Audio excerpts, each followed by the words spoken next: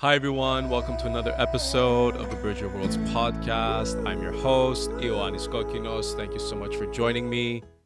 If you're on YouTube watching, thank you for tuning in. And if you're on one of the podcast platforms, thank you for tuning in as well. So today, I want to deep dive into the soul more. I've been talking about the soul for the last few episodes.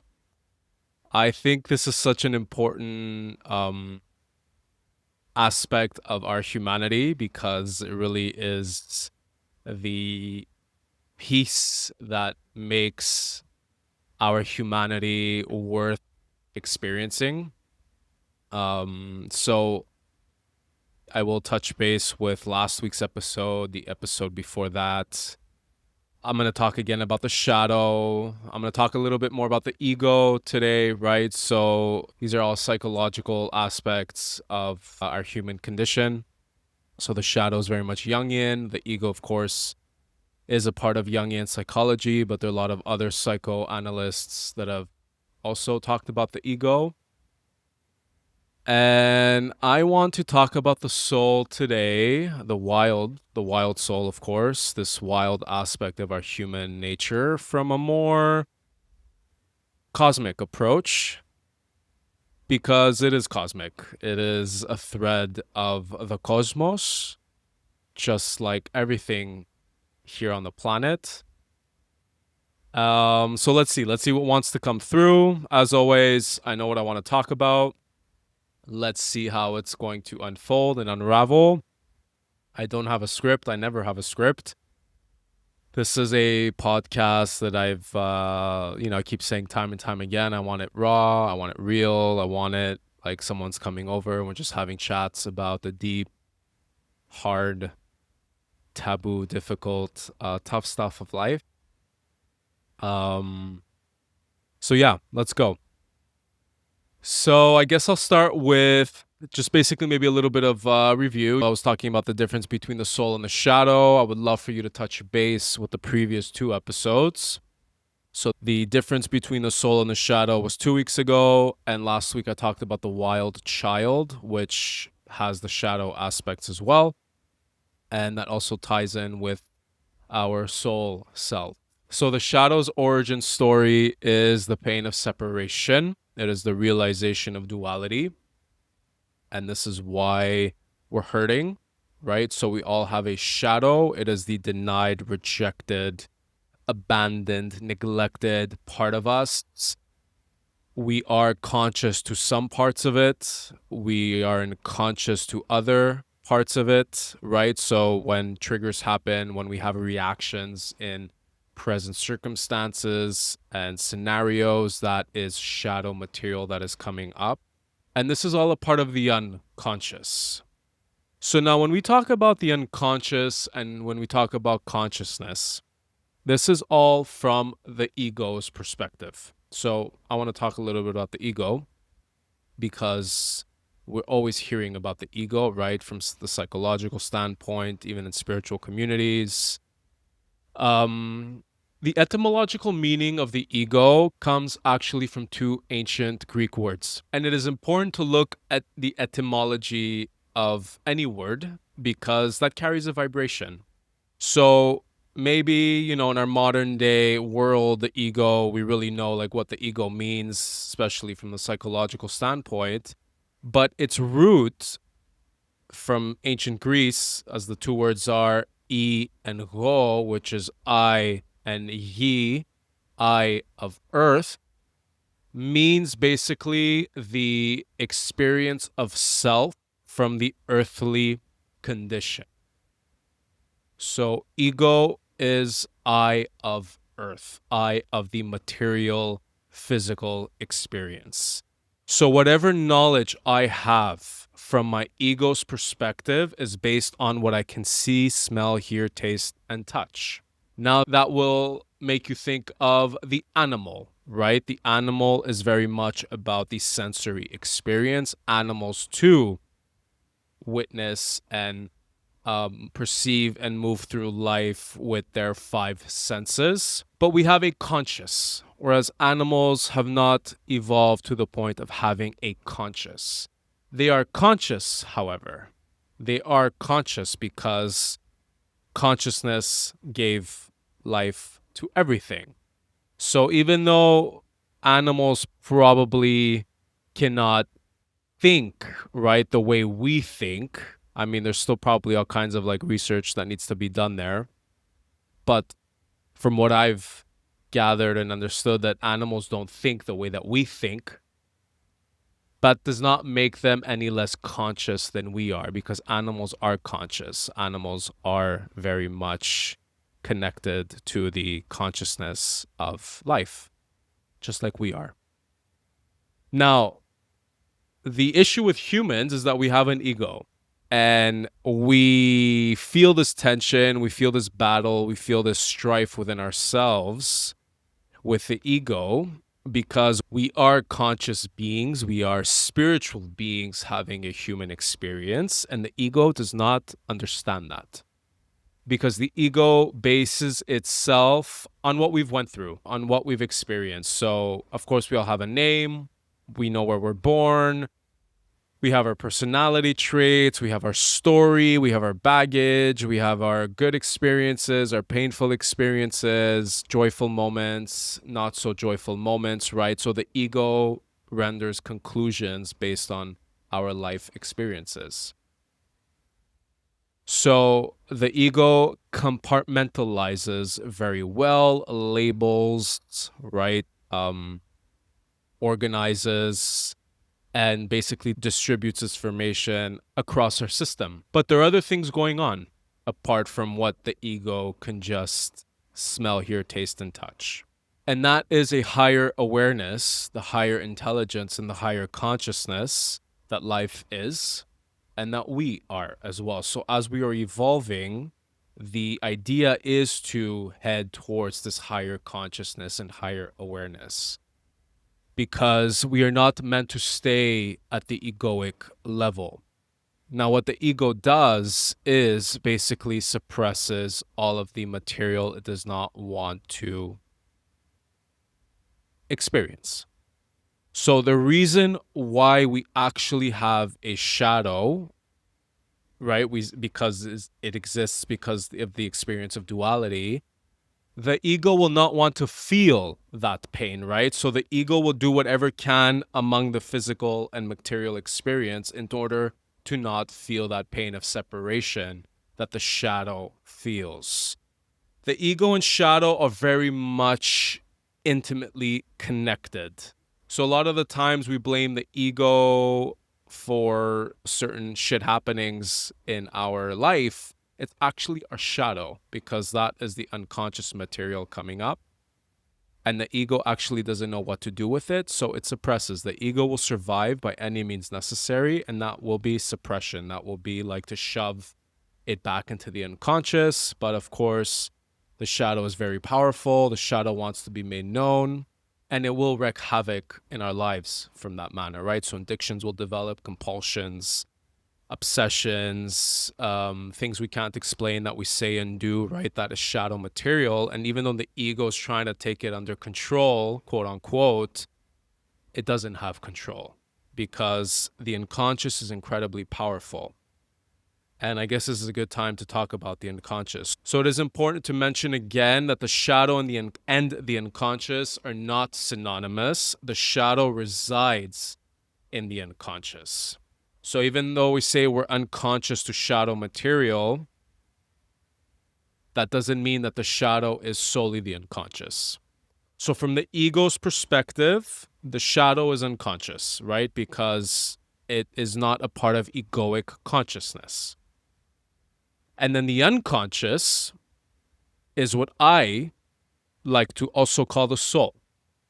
So I talked about the soul, I talked about the wild self, the wild soul that is very much a part of hearing our inner call, answering a call, realizing destiny, realizing purpose through that inner guiding and inner knowing and inner following.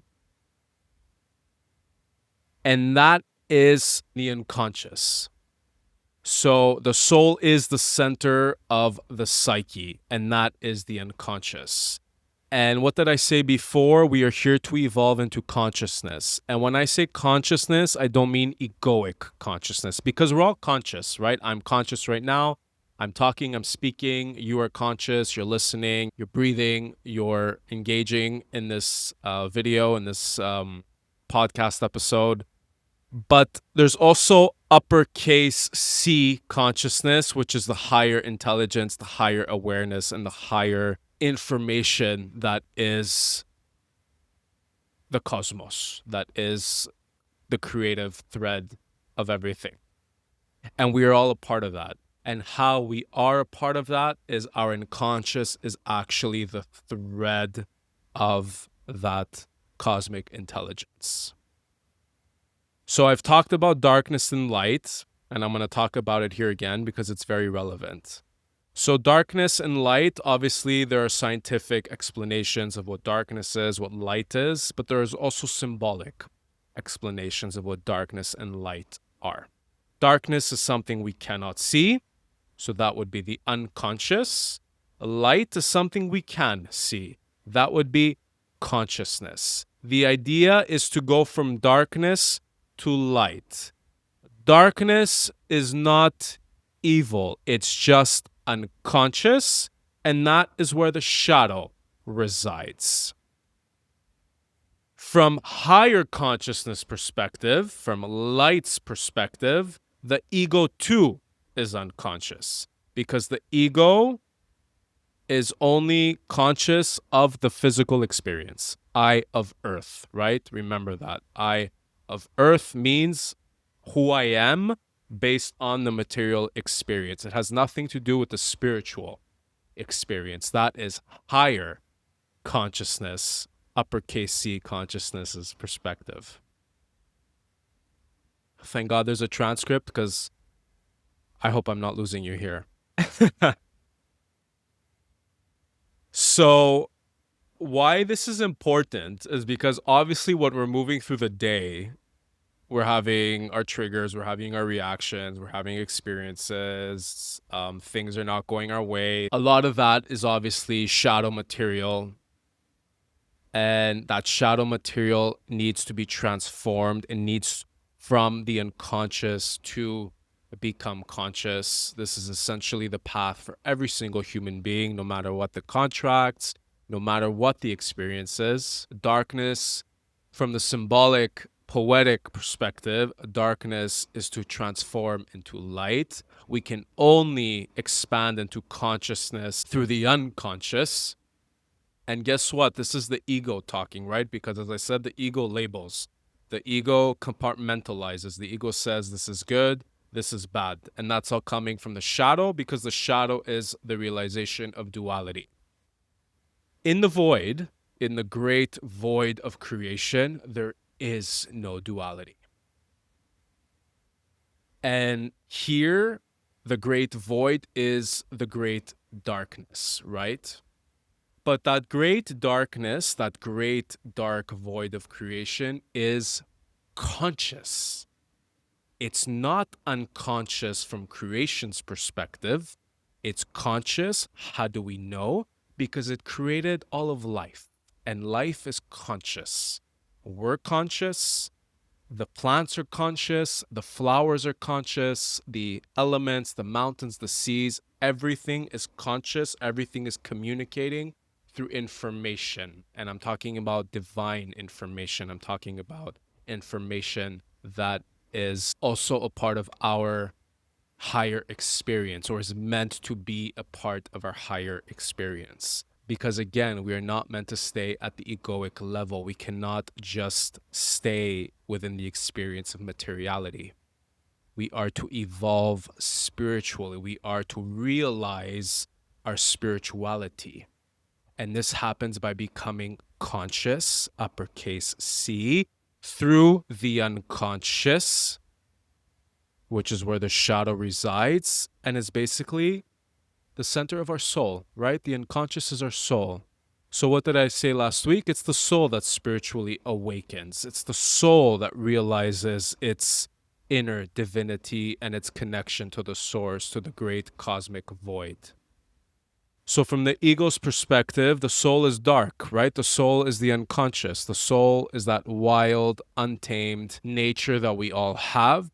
And the ego will also want to repress that because the ego needs to maintain a certain level of dignity and pride and have a sense of knowing who we are, right? Like our name, our education degrees, our CVs, our experiences, our talents, our skills, what we've achieved, what we've accomplished.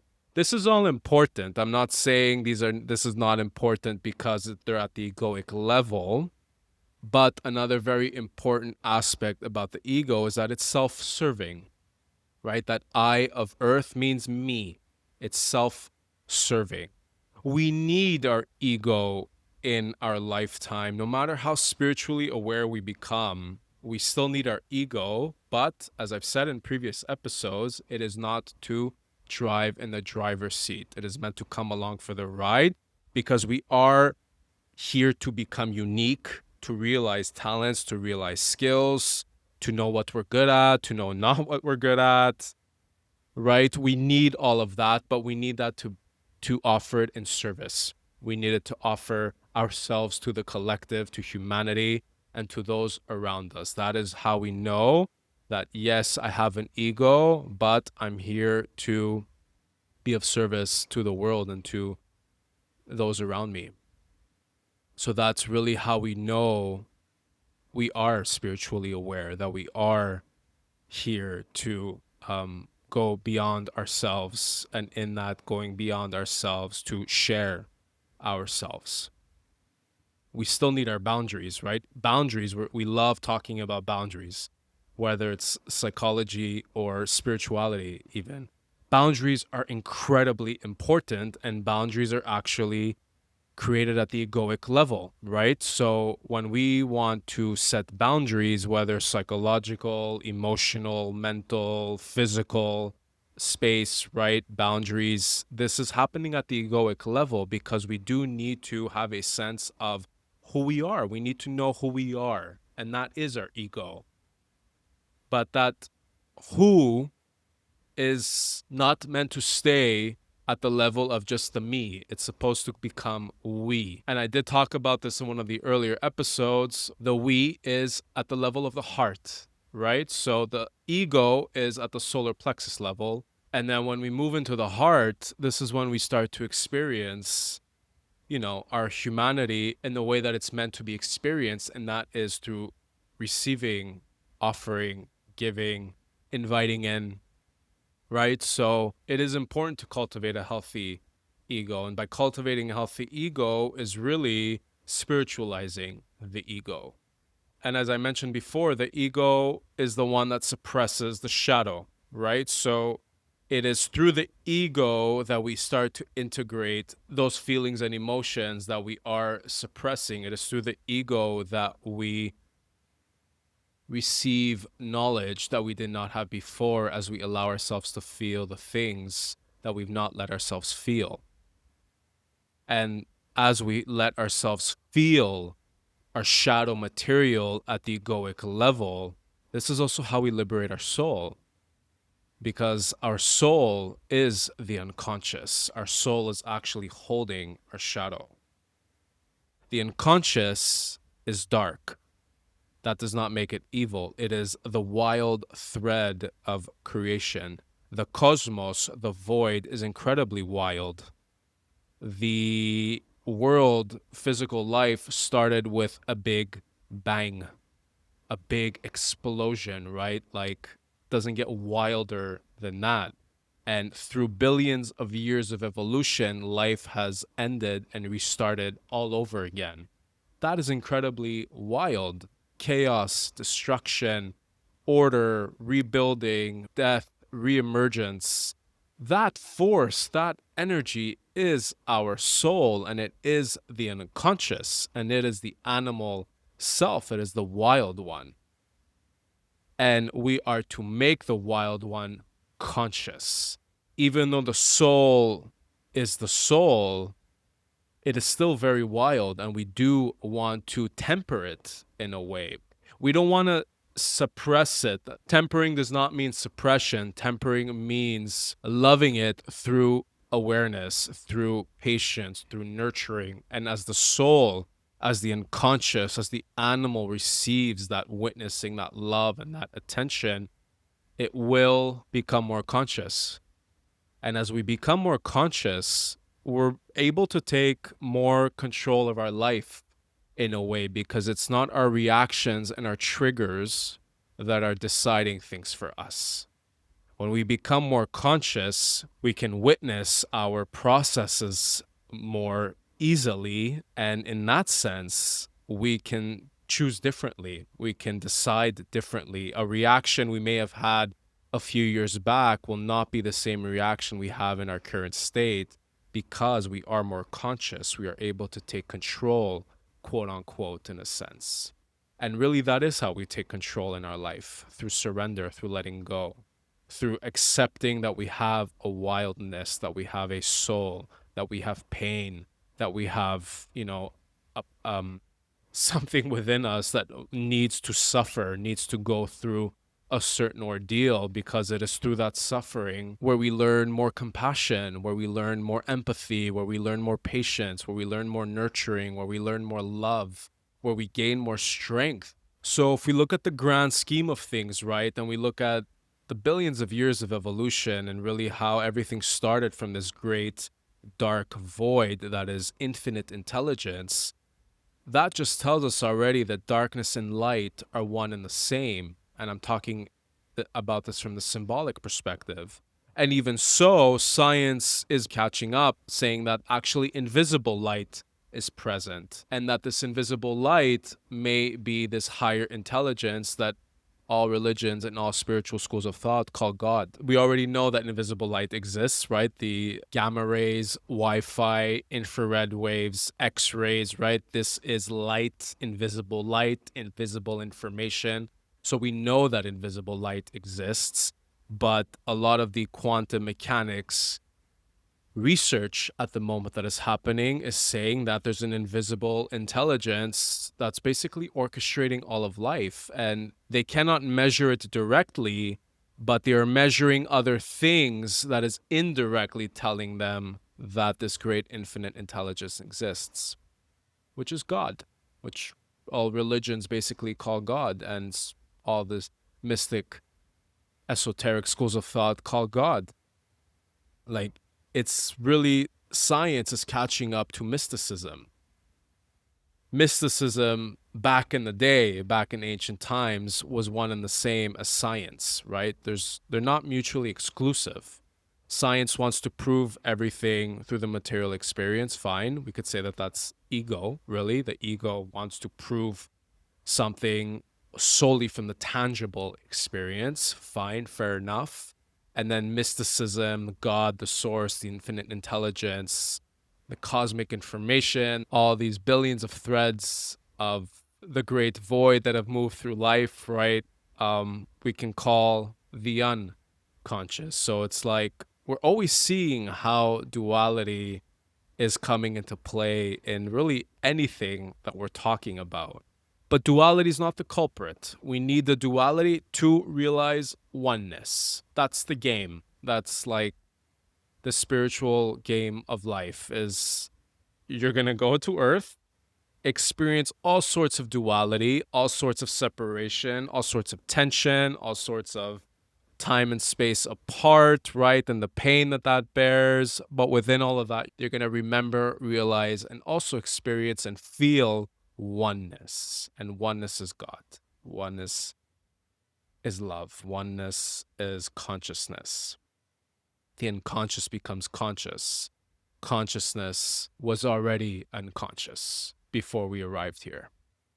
And our soul, our wild self, is what holds the key. Last week I said the wild child holds the key, which is the wild soul in itself. But when we're talking about the wild child, we're also talking about its pain. We're talking about its painful experiences that were suppressed from the ego, right? As we grow, we're developing an ego. We're not dealing with our shit. We don't want to feel our shit. We don't want to share our shit. So the ego is just suppressing everything, but it's the wild child, that wild self that holds the key, because it is through the wild that we not only heal and transmute our shadow, but we get to make our unconscious conscious. And it's not just physical, it's not just material, it's cosmic, it's godly, it's sacred, it's intangible, it's immaterial, it's non physical, because before physical life was energy. And this energy is conscious. This energy is the great infinite intelligence that has created everything. And we are all a part of that. We are all connected to that. And it is our wild self, our unconscious, that holds that key, that is that thread of the void. So when we think of the void, right, when we imagine the great void of creation and the billions of years of existence, of evolution, of all of the species that have walked this earth, that are still here, that are no longer here, these were all threads of consciousness. But when we're talking now from the human perspective, as egos developed, became the unconscious, because the ego says, I can't see my soul. I can't touch my soul. I can't smell my soul. I can't hear my soul. But obviously the soul is there, and in order to experience the soul, we have to first feel it. We have to feel, no matter what the pain, no matter what the story, no matter what the emotion, we have to let ourselves feel, because that is what the soul came here to do.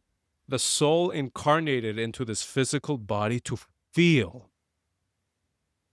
To feel. And we don't let ourselves feel because we think that that pain is forever, or that emotion will never leave. It is only by feeling that emotion that it leaves, quote unquote, but actually transforms into a higher energy, into a higher emotion. Emotion is energy in motion. Everything is energy. Soul is energy. Spirit is energy. Love is energy. Consciousness is energy. Matter is energy. This microphone, it's matter. It's atoms vibrating. This table, everything's vibrating. Everything is energy. I'm energy. You're energy. And that is all conscious. But from our egoic perspective, when we're talking about our personal energies, there are a lot of energies that are unconscious according to the ego. But they're not unconscious, because that is where consciousness resides, in the unconscious. So I'm going to leave it here. I think that's enough food for thought. I hope you enjoyed this episode. If you're on YouTube watching, please hit that like, subscribe button. I so greatly appreciate that. Please share the content if you so feel called. If you're on one of the podcast platforms, please also share the episode in any way you feel called. I will be back next week with a brand new episode, as always, here every Thursday on Bridger of Worlds. Thank you for being on this journey with me. Thank you for being here with me. I so appreciate your presence. If you want to connect more with me, I am on social media. I'm on Threads, TikTok, Facebook. Did I say them all? Threads, TikTok, Facebook, Instagram. How did I forget Instagram? I wonder why I forgot Instagram. Yeah, so I'd love to see you over there as well. And of course, in closing, as always, please remember that you are the medicine and I'm just the messenger. Thank you very much.